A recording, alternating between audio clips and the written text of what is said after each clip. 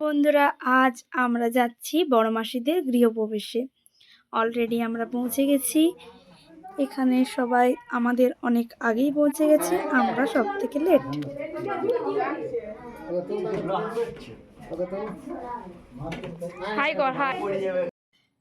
নামপাটির দল পৌঁছে গেছে। পুরনো ঘর থেকে ঠাকুরকে নিয়ে আসতে হবে।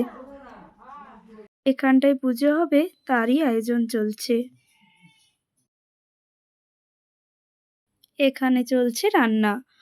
এত যে লোক নিমন্ত্রিত আছে তাদেরই খাবার ব্যবস্থা। আর এখানে কলা গাছ তাড়া চলছে, যেটা নিয়ে গিয়ে দুয়ারের সামনে রাখা হবে। চলো তোমাদেরকে পুরনো বাড়িটা আগে দেখিয়ে নিয়ে আসি।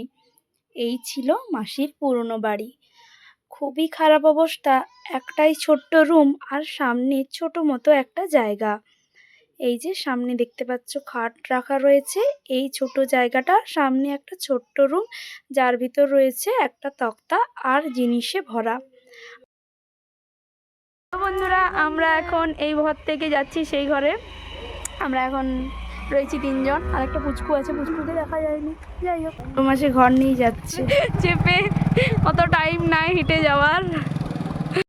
গৃহপ্রবেশের অনুষ্ঠান করা হয় একটি নতুন বাড়িতে প্রবেশের আগে স্নানকে শুদ্ধ করার জন্য, নেতিবাচক শক্তিকে দূর করার জন্য এবং বাড়িতে শান্তি, স্বাস্থ্য ও সমৃদ্ধির জন্য। মাসি আর মেসোই যেহেতু ঘরের কর্তা আর কর্ত্রী, তাই দুজনকে একসাথে পুজোতে বসতে হয়। সকাল থেকে সম্পূর্ণ উপোস। এরপর যখন পুজো শেষ হবে তখন রান্না চড়বে, নতুন হাঁড়িতে ভাত হবে, সেই ভাতেই ওদের খেতে হয়। নেতিবাচক শক্তি থেকে মুক্তি করে এই স্থানটাকে একটা পবিত্র এবং শান্তিপূর্ণ স্থান হিসাবে প্রতিষ্ঠা করবে এই পুজো, যার ফলে বাড়িতে সৌভাগ্য এবং সমৃদ্ধি আসবে বাড়িতে।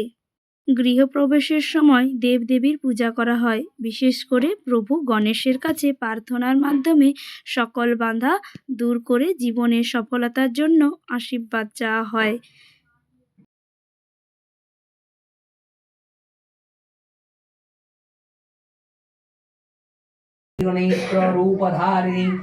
পুজো প্রায় শেষের মুখে। এরপর হোম যজ্ঞ হবে, তার আয়োজন চলছে।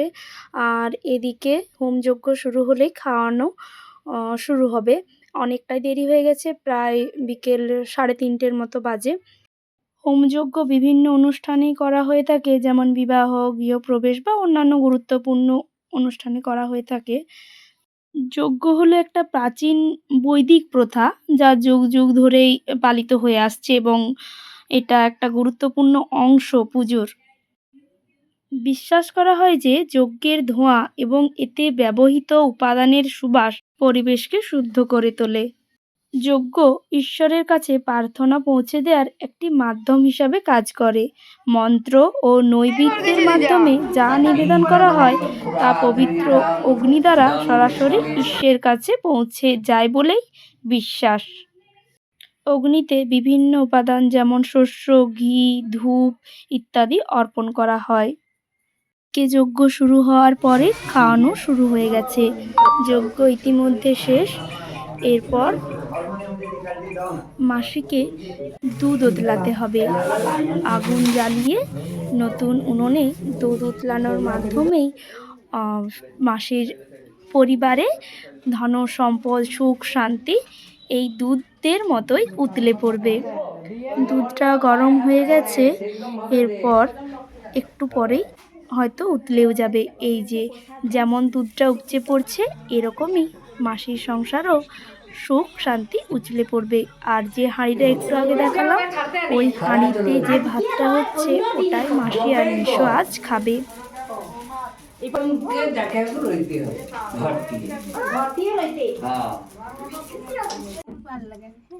না, আমার সবাইকে সব কিছুই দিই। কলা এই যে ইনি এনেছেন, এই যে আমার দিদি মেজো, আর এই যে খাচ্ছে। কিছু বলতে চাও? খাবেন কি? কিছু বলতে চাস? বল। না না কেন, বল না। কলা খাস? বল বল বল। আমার খুব ভালো, খুব ভালো লাগে। যদি আপনারা খেতে চান অবশ্যই কমেন্টে জানাবেন। আমাদের বড়দি স্পন্সর করবে। আমাদের গাছের কলা বাগান থেকে যে খেতে চাইবেন আমরা পেড়ে এনে অবশ্যই দেবো। খুব টেস্টি, আমার বাড়িতে স্বাস্থ্যের জন্য খুব ভালো। বাগান আছে, আপনারা সবাই যাবেন। কোনোদিন ওর বাড়িতে একটা হোম ট্যুর দেবো, ওর বাড়িতে গিয়ে দেখাবো কলা গাছ। আমরা মাসিদের পুরনো বাড়ি থেকে জিনিসপত্র নিয়ে আবারও ফিরে যাচ্ছি নতুন বাড়িতে। ওখানেই সবাই আছে, এখানে যা যা প্রয়োজনীয় জিনিস সেগুলোই নিতে আসা হচ্ছে। এখানে লুচি হচ্ছে রাতের খাবারের জন্য। জাগর প্রদীপ যেটা এখনো জ্বলছে, সকাল হয়ে গেছে। এবার আমাদের বাড়ি ফেরার পালা। ভগবানের কৃপায় সবাই খুব খুব ভালো থেকো,